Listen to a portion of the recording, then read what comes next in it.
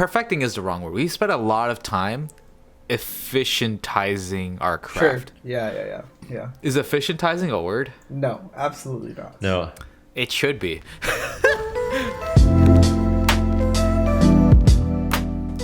What is up, Overinspectors? Today, Overinspected, we have a special episode for you. You might be able to tell from the date of this upload, but we're doing a little Thanksgiving special today. You're going to be with us, of course, the hosts of the Overinspected podcast. I am Michael Chai. Beside me, I have Manu and Carrie as the co-hosts of Overinspected. Hello. Hey, Guys, everyone. this is going to be a very special episode today. But before we get started, I wanted to make sure that I point out that, guys, wait for it. We are indeed confirmed beyond a shadow of the doubt. Second best the greatest speed-keeping podcast in the world. Hey, and you know what? I've never heard I'm that very before. thankful for that. I'm thankful for the fact that we're the best In the speed-keeping podcast universe, in the world. in the galaxy, this is confirmed by Neil deGrasse Tyson. So, Oh yeah, true. I was talking to him yesterday. Actually. yeah. Oh, yeah. You know. Yeah, it's all Neil confirmed. listens to this. Totally. All confirming the fault of our stars. All right. Well, that was a different guy. That was John Green. Oh, right. It was I mean, John yeah, Green. Oh, I've it actually was met John Green, which is I'm also thankful for the Green brothers. Right. Yeah. Oh, yeah. I mean, I do know that one of the Green brothers got cancer and is in remission now. Yeah. Oh So yeah. That's I think it was very Hodgkin's awesome. lymphoma or something. That sounds I right. think Yeah. so. I was gonna Which- say I really like his shorts. His shorts are really good. Yeah, So but kind of to get started on the podcast today. Oh, it's John Green. Yeah. Wait a second. Hold on. That's pretty cool. Yo, Carrie, you're a VIP and everything. Yeah. well, actually, I mean, I feel like this was just a VidCon, so like hundreds of people got photos with John Green. yeah, still, dude. But So yeah, if you're a listener, Carrie just put up a photo of him and John Green at VidCon. It's like Yeah. very candid too. yeah, I know. Yeah, but I think it's like a testament to kind of how nice of a person John Green is, that, you know, despite all the YouTube fame, like, and book writing fame, he's still down to earth and has casual conversations with even people like me who just show up to his panel. I mean, you could say cool. that. Pretty cool, yeah. You could say that. That's something to be thankful for, Carrie, right? Yeah, I was gonna say I'm very grateful that he does that. I guess So okay, to people can probably tell what the segue is. So to kind of get on the theme of, you know, what's the entire purpose of a Thanksgiving episode, right? So obviously it's a US centric holiday. Not everyone celebrates yeah. it. But the purpose of the holiday in general right now, as of, you know, the current day, how people celebrate it is, you know, provide what they're thankful for in their life, in everything that they do. And then something that I always find particularly interesting is that, especially for US people, we tend to leave that sentiment too often for one day of the year, and we don't share enough of that, honestly, in what should be a daily basis. Think about the last time that you just told someone for no good reason that, hey, I appreciate everything that you do and thank you for being here. And I just think that we, as a population, don't do that enough. So, This podcast is dedicated to that. It's a public service announcement for you and all the listeners to tell people every day that you are thankful for them.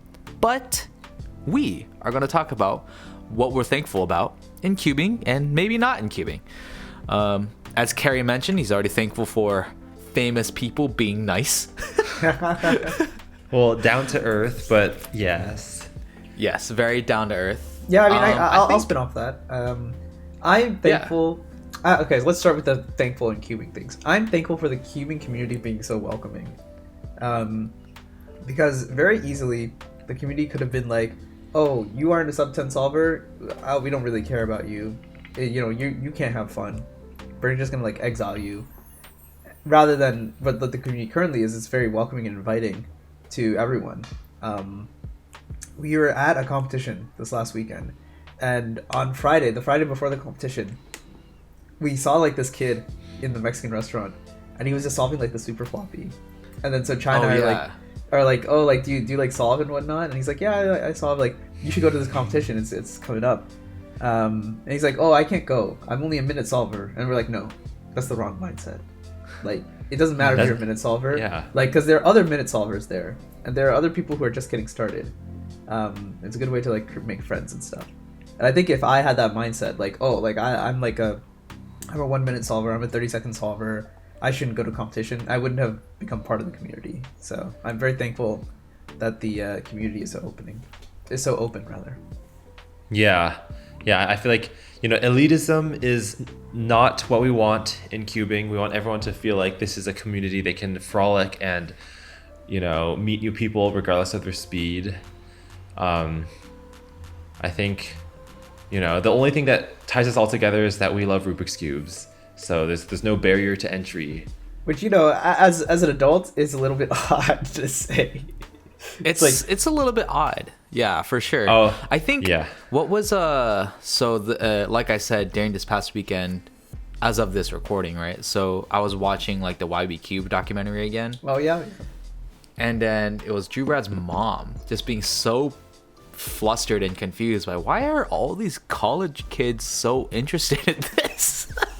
Well, I feel like before like tons of kids got into cubing, the Rubik's Cube was sort of seen as like a symbol of like really, I guess, either high IQ or like, math nerdy college level people. Like, I think only recently has it got a more connotation of being a kid's toy. But anyway, this is, I guess, a little off topic because, it is Thanksgiving season and Yeah. No, I mean, it's been great. I think to sort of spin off of what you guys are saying with how the community has been so welcoming, I'm thankful for, being included in the part of the community early on. I feel like I'm not really sure. I can't really say for certain, but I joined the community more so as an adult, so I didn't go to competitions until I was in college. But I definitely, upon reflection, had some serious flaws in my social skills.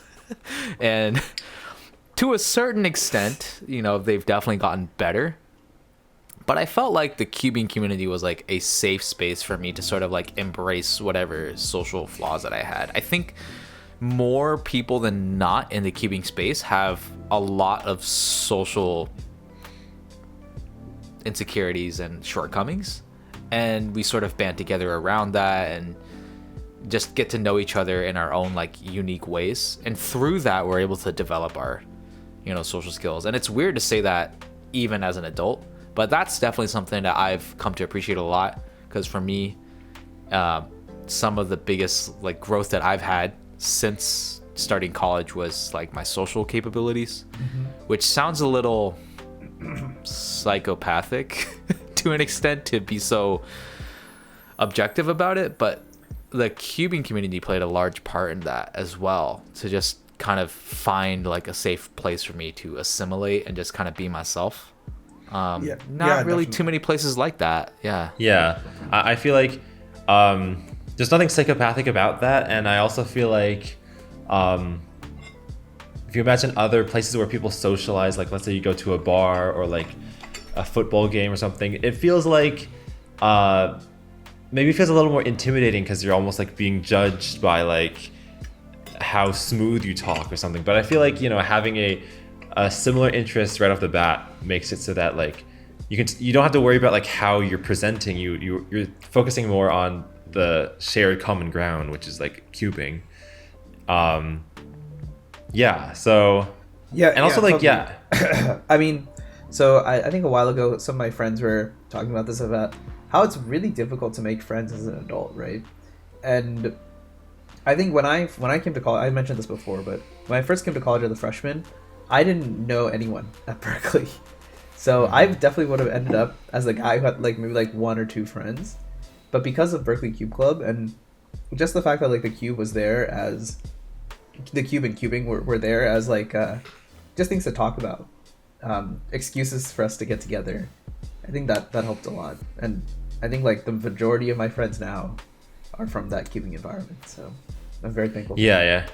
I think excuses to hang out is like a really good way to phrase it, because like, you know, if someone just like constantly asks like, can we hang out, it can seem, I mean, it shouldn't have to seem desperate, but it does feel a little desperate. But like when you have a reason, like, oh, we're all coming to this competition, it's like, I don't know, it just feels like it lowers the barrier. I already said lowers the barrier to entry, but like there's just no pressure to come to a competition and be yourself, because you know that like they're showing up by choice and you're showing up by choice. It's a very opt-in activity. Yeah. There's another interesting thing that actually, as of recording, it just happened. But one of my coworkers is also a Cuber, so he was a Cuber at Berkeley, and it turns out he was also the world champion at FMC from 2013. So he and I on Sunday, so that's yesterday, we got together and he gave me some FMC coaching, and then through that we like talked together a lot more, and then we both agreed like, yeah, we should like continue doing like FMC together and just like trying to like help each other like find better skeletons and better solutions and whatnot. So, and I'm fine leaking this because at the time that this comes out, Mountain View Multi Madness is going on, so you know, like that's why I'm doing this whole like training arc for FMC. It's all for Mountain View Multi Madness. Oh, okay, I see. Yeah. You also technically doxed him. You're like, oh, the national champion of FMC in 2013. I wonder who that might be. Well, that's I not guess you can look it up, but I mean that like, stuff is public anyway. So yeah, it's all public. Wait, who is? Well, actually, I still don't know who it is. He's a pretty old Cuber. The last time he went to a competition was 2017. But his name is Steven Shu. Oh, interesting. Yeah, I guess there are Cubers you know that I don't know, which is cool. Yeah, I mean, I didn't know that he was a Cuber until like several months after I started my job, and then I randomly mentioned that I went to a competition or was doing some cubing or something. He's like, "Wait a second, he was like, I'm a Cuber." I know, he was like, "This reignites an old repressed memory in my brain." Yeah, basically. It was like when I met Edison Park too. He was like, "Oh, I haven't thought about cubing in over a decade." Like, I tried showing him like Ru OH with table views, and he was like, "They didn't invent that in my time." Fair enough.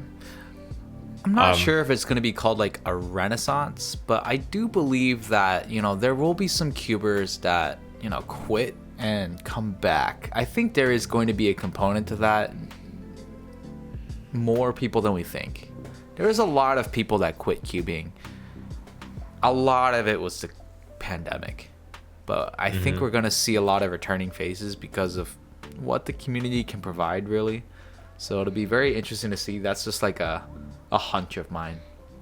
Yeah, either that or it'll be like the second generation of cubers, which I think is going to be really interesting. Yeah, the pandemic is sort of like, you know, when forests have wildfires, and that's actually like healthy for the forest because it allows the like pine cones from the smaller trees to like grow and replace the old ones. But some old ones survive and regrow anyway. So it's sort of like a cleansing and resetting of. Okay, I shouldn't say that, but like. I mean, it's a cycle of life. It's a thing. It's yeah. A thing. Yeah. But yeah, I think I'm also very grateful to be included also in this podcast. You know, I think I always like dreamed of like having a podcast, but I couldn't figure out what to talk about. And actually, like partly as inspiration from this podcast, one of my friends from my like other friend circle, which is like object shows, he's Australian, and he was like, I want to start a podcast about object shows. And I was like, well, I actually have some podcasting experience, so like, oh, there you go. Maybe put on your resume, right? Yeah, like you guys are helping build my resume. And you know, if I start a second podcast, I could be like, I'm not a newbie, I've already been around the block a few times.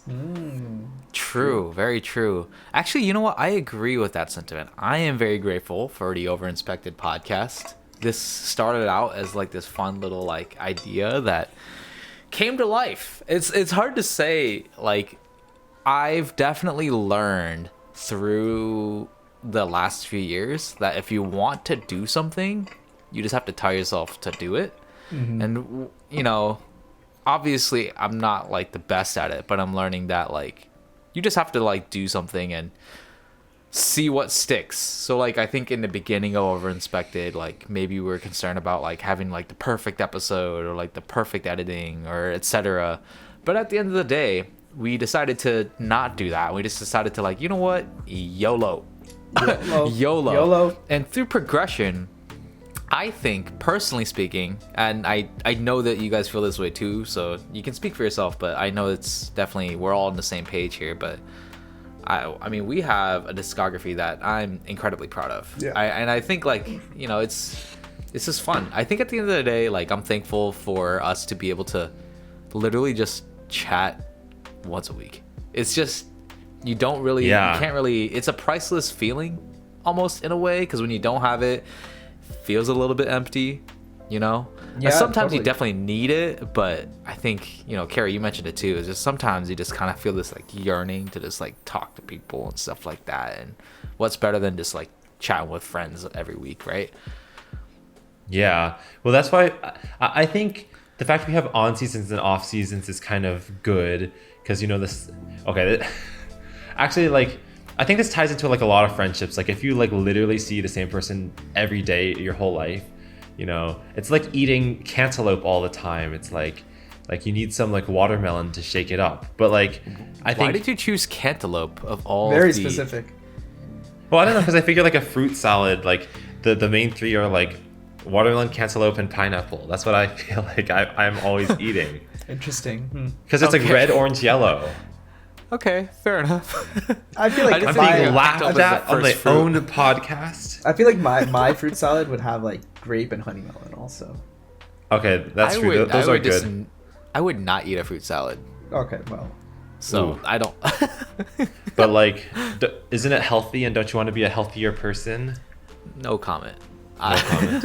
I want to be a Okay. bad person. Like I guess Taylor Chai's not grateful for fruits. Swift. Oh, Well, anyway, well, I the saying I was gonna say, but I realized it sounded a little too like poetic. Was like, oh, absence makes the heart grow fonder or something. So I think it's like when Overinspected is on pause, it's like, oh, remember how fun it was when we like literally, you know, filmed in person and said we got a studio.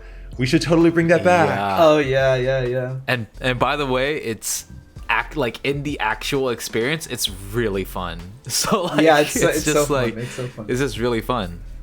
Yeah. And I also think it's cool that like you guys have sort of learned and mastered like, well, maybe not mastered yet, but okay, that sounds okay. What I was gonna say is like how to get from all the equipment from like point A to point B, because sometimes like I feel like I'm just like doing nothing, and then like you guys have it all set up, and I think that's so cool.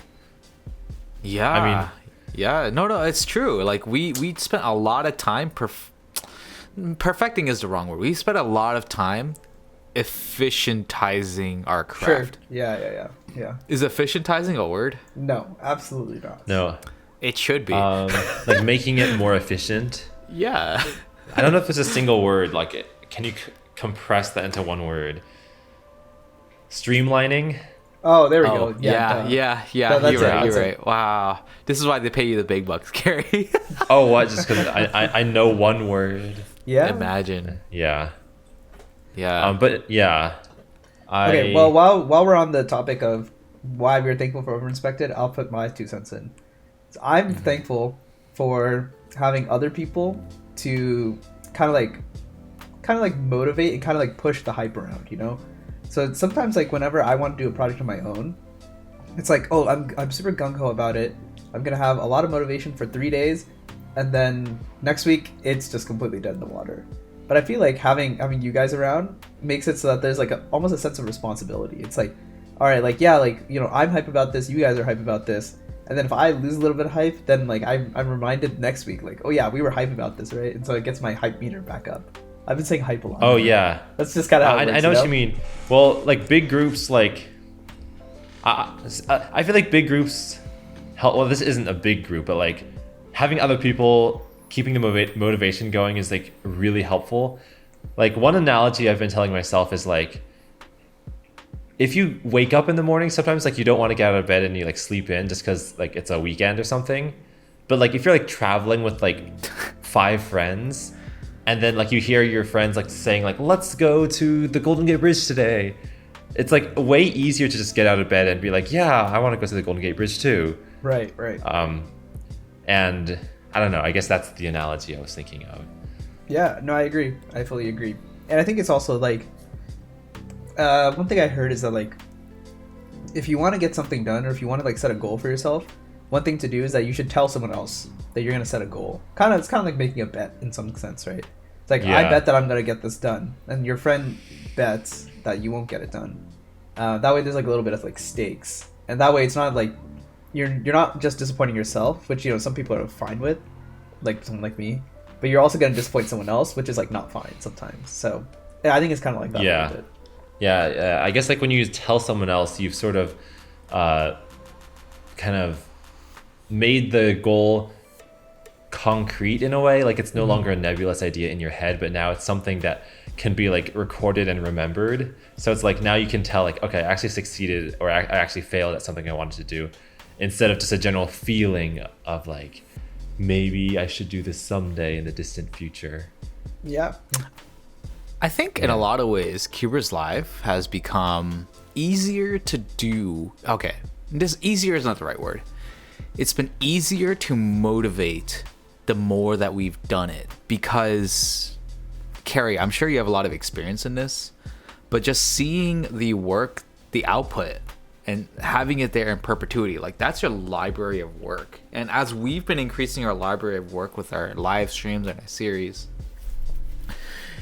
it just makes it easier to motivate ourselves to want to bring more to the table. It's just very easy to be proud of. It's like a Snapchat streak, but actually meaningful. Yeah, true. Yeah, I mean, okay, to be fair, Snapchat streaks are meaningful. We're not trying to diss anybody. Oh, okay. Well, it's because I've never had a single Snapchat streak, because like I never use Snapchat, so maybe it's because you're a bad friend, Carrie. Just fess up to it. No, Carrie, that's false. I'm on your side. I deleted Snapchat. Hooray! We are the non-snappers. That's because you guys are old, not. dude. I'm the only one of the young generation left. Manu's literally wearing a shirt that's Snapchat colored. I will say yeah, that's true. Sidebar. I did hear that content creators these days are making all their money on Snapchat. Like, I heard it's big bucks. Oh yeah, wait, this episode is coming out November, like Thanksgiving, right? Like Yes, yeah. So I was gonna say like the top earner on Snapchat. Wait, should I say like may have gone to a cubing competition by the time this is out? Oh, interesting. Like I'm not trying to say his name. Oh, yeah, interesting. Oh, yeah. I mean, it's not really working. Yeah, theoretically speaking. Theoretically speaking. Well, actually, theoretically speaking. I probably shouldn't say anymore, because like if it doesn't happen. Yeah, that's let's just change the topic. But interesting. I didn't know that they were the highest earner on Snapchat. That's crazy. Yeah, basically I heard that like Snapchat is paying people, like content creators, like 10 times more than other platforms, just to try to like entice them to switch to Snapchat, because like the platform in general is like dying. So if you're sort of like a content creator who maybe feels like their revenue is like stagnating, Snapchat could be the next career move. True. You know what? There is one thing that I want to be thankful for, and I think I really want to make this like specifically related to cubing. I'm really thankful for what cubing has brought to my life, not only for like the, like my personal growth and just like meeting all these people, but on a broader level. I'm thankful for what cubing has brought me, because it has incentivized me to be someone that's more interested in being a travel person. And I'm thankful for cubing. I'm thankful for cubing for giving me like my most memorable experiences in life. Like I'm not really someone that takes vacations. I'm not really someone that travels, but I'll do it for cubing. And yeah, sometimes Korea, I feel like and sometimes I feel like I miss out on like minor details. But what does not fail is that during that travel period of where I am, I always like appreciate that, like, man, cubing brought me here. Like, what would I be doing without it? Like, would I just be working if it wasn't for this? It's all something that I feel grateful for, and I get to meet people from all over the world because of that, because it's a World Cube Association. So like I can meet Edward Hollingsdale from right now in the UK. I could meet people from Australia, like Carrie, right? Carrie Jarman, not Carrie Huang. Yeah, I was gonna say, wait, I'm not Australian.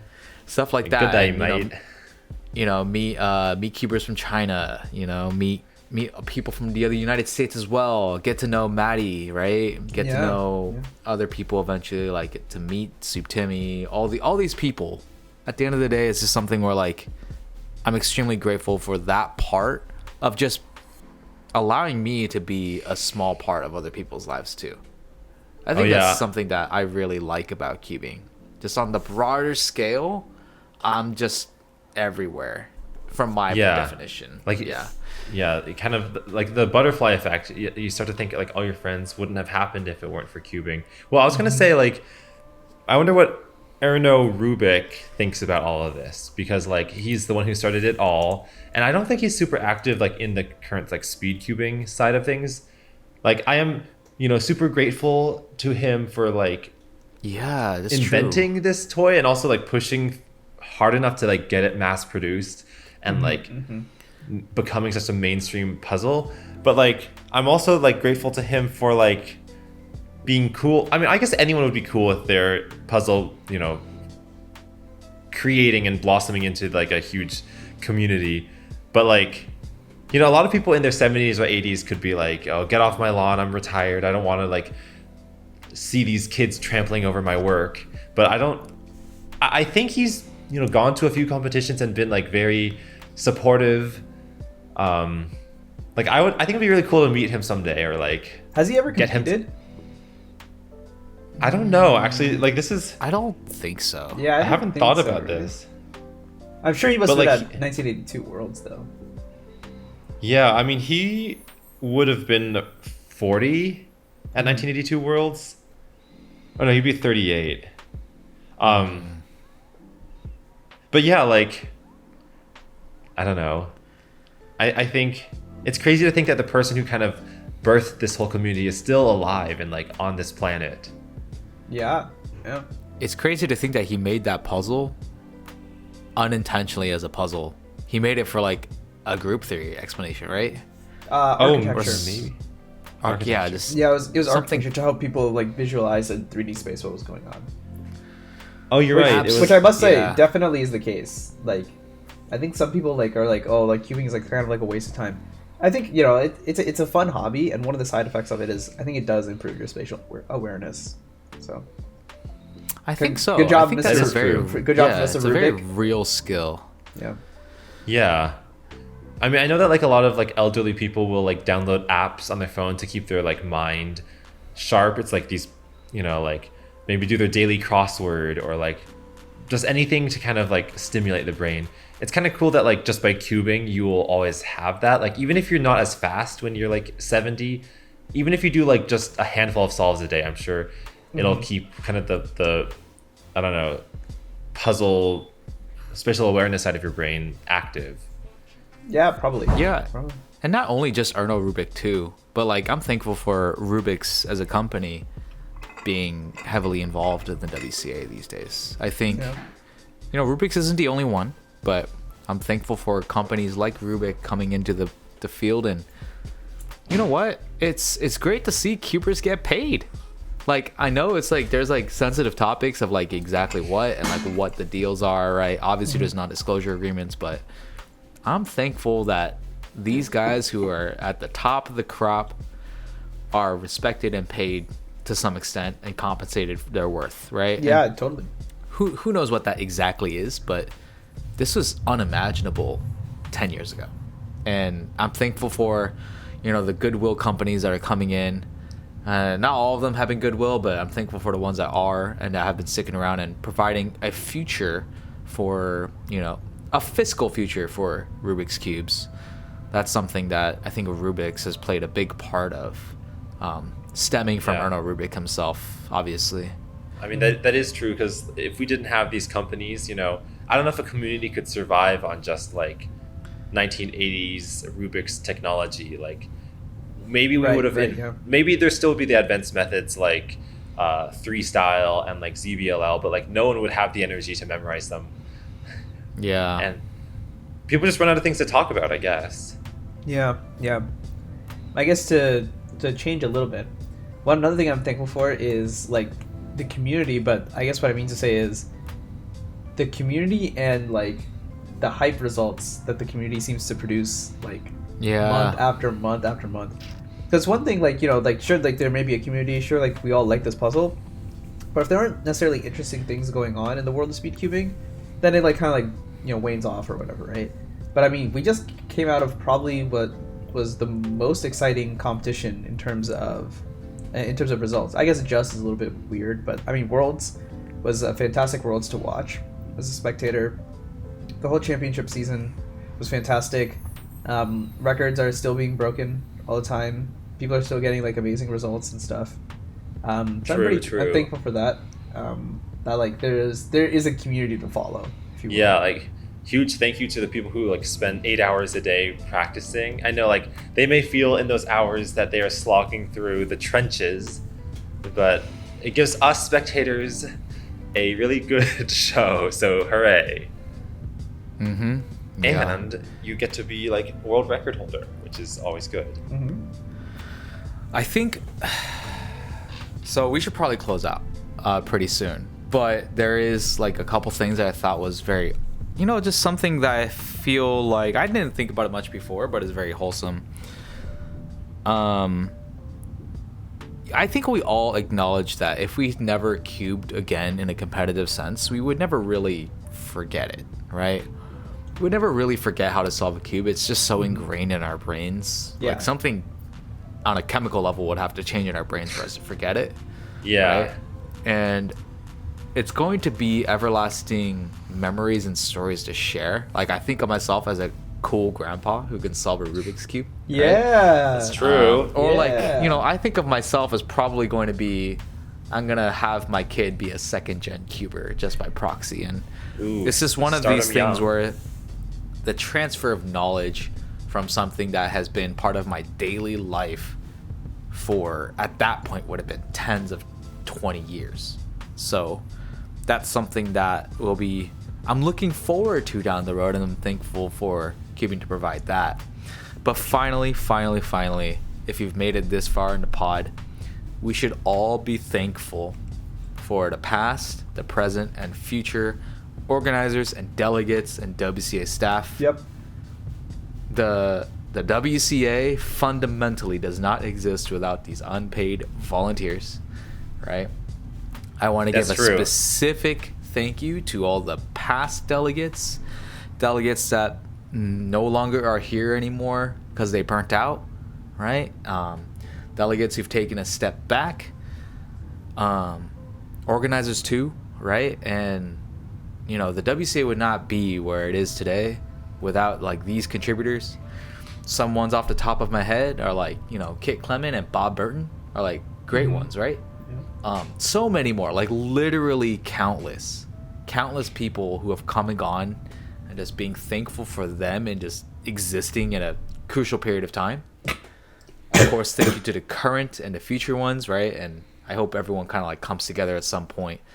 You know, obviously that's what World Championships is for, right? For everyone to come together, but the WCA would not exist without all of these people. So this podcast wouldn't exist, right? Like, True. completely irrelevant to the true. WCA, like without the WCA.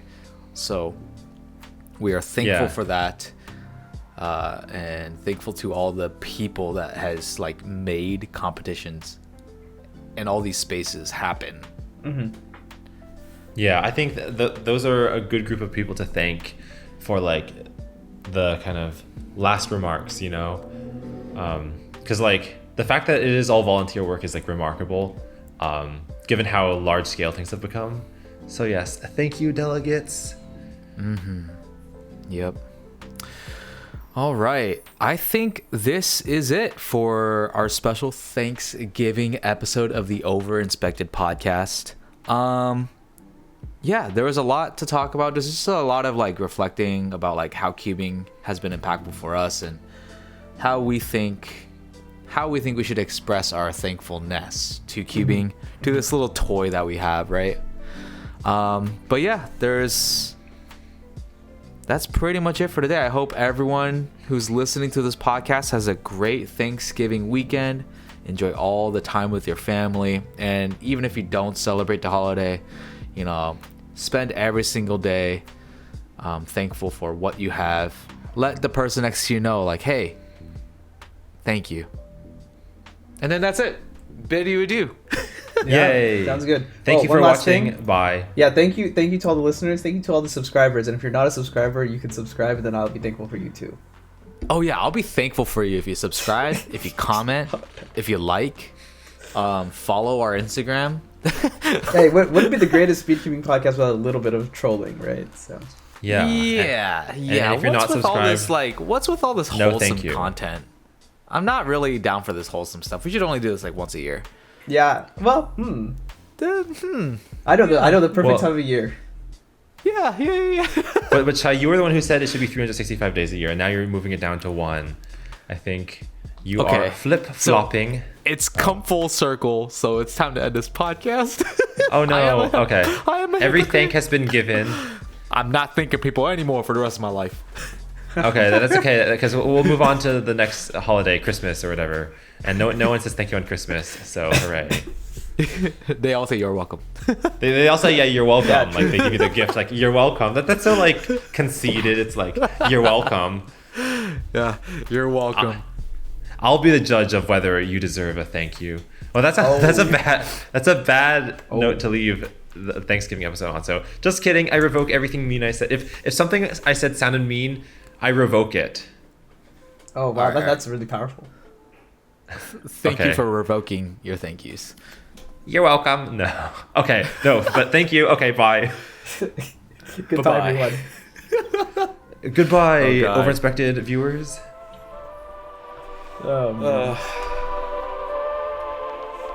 Good episode.